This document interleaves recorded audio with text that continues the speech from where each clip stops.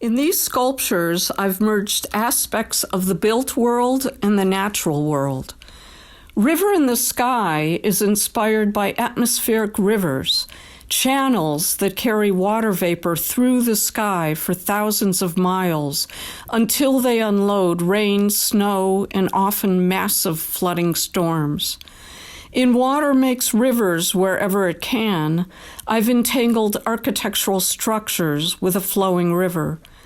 We try to control rivers, where they flow and how much, what they carry and what they energize, but ultimately, weather and gravity prevail.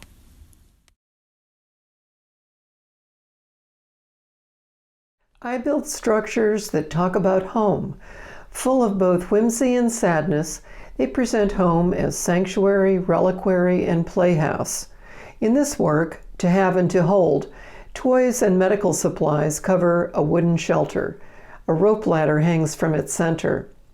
Objects of work, play, and illness accumulate on the structure, revealing the joy and fragility of life.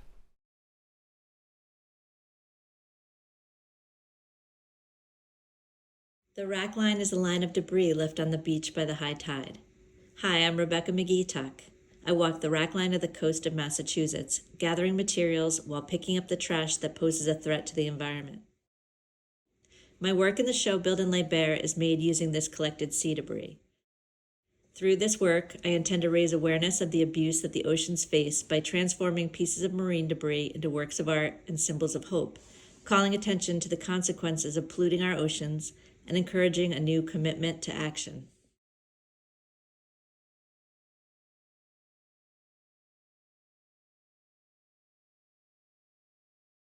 In my piece, Caring Counts, the invisible work of caretakers is made visible. This oversized ledger, reminiscent of 19th century business accounting books, records the everyday work that we do for others. To be truly acknowledged, this labor, physical, emotional, and psychological, needs to be seen in its relentless abundance. This is an ongoing project. The entries in this ledger document the work of many assorted caregivers.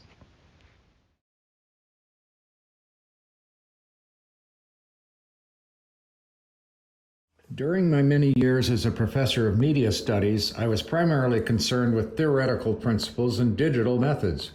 In purposeful contrast, my art has always involved wood and other common materials, employs tools and processes which are very low tech, and results in very physical objects. By now, as in this exhibit, my work has come to explore the boundaries between being and meaning. I've always been interested in classical forms, the ancient, the so-called primitive, and the strange.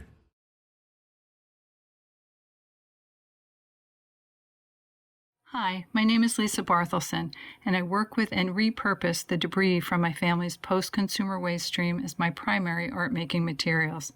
And my work reflects my drive for sustainability. Behold, the lowly utilitarian metal can, often used and then discarded, here recycled, transformed, and celebrated for its lustrous surfaces and the new forms created.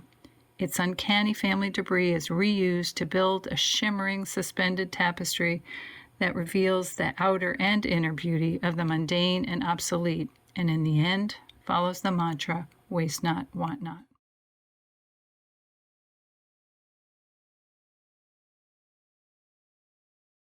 My name is Bridget Merrill-Williams. I take all the little tragedies I see in life and make object-based sculptures about them. My two pieces are self-portraits. They reflect my experiences as a woman in a traditionally masculine field.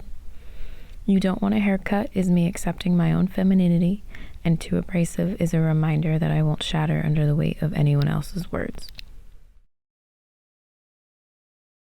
In the communication series, I am thinking about the visual production of communication forms, drawing from bio-organic and communication visualization systems. These sculptures attempt a three-dimensional expression using assemblage and weaving. How do carbon-based entities transfer information, and what would that look like? Complex, messy, rhythmic, these pieces appeal to that question.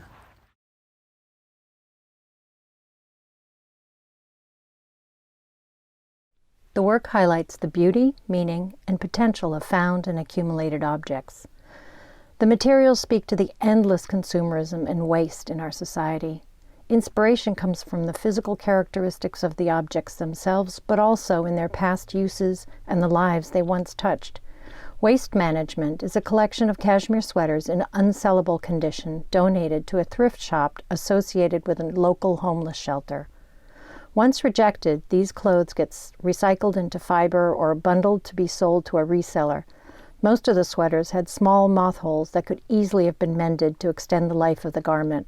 Amassing them and making them into bales, usually associated with rags, confounds the notion of what is waste.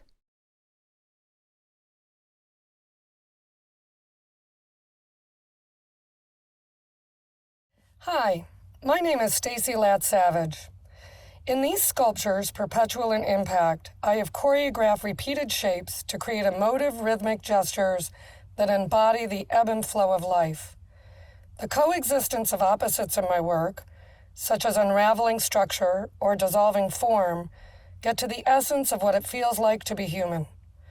We can simultaneously feel empowered and afraid, in control yet uncertain. I build my sculptures piece by piece to capture this dichotomy.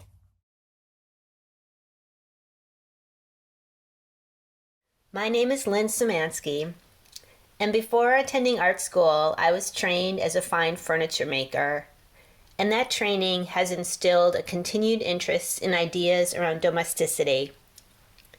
My piece for the Boston Sculptors Associate exhibit is a series of panels that represent fragments of life from the kitchen. I fondly call them router doodles, which highlights the technical dichotomy of creating them.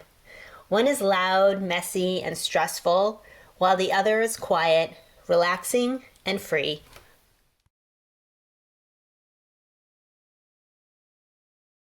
My name is Bruce Armitage, and I have two pieces in the show. The first piece, Lott's Wife, was inspired by the Old Testament story. I imagine Lott's wife as a piece of architecture after she was turned to the pillar of salt. I wanted to emphasize the human form, but also to explore the silhouette of a column or caryatid. The burnished surface is evocative of gilded bronze and was used to further the idea of an ancient piece. My second piece is a comment on the environment, and it is titled Tread Softly. Here an arrogant and oblivious figure stands above a rising army of frogs who represent nature. I wanted to beg the question, is there more we can do to tread softly?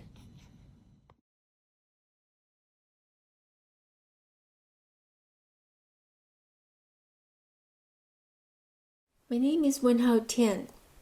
Is it a tongue? Is it just a tongue? It came to me as I was feeling being ghosted, unheard, and unable to have a conversation. There's desire, anger, but much beauty. Emotions complicate and intensify in dead silence. Tongue laid bare to that desire of wanting to connect, but words are just not easy. How can I find a way to make you see that I love you? Words don't come easy.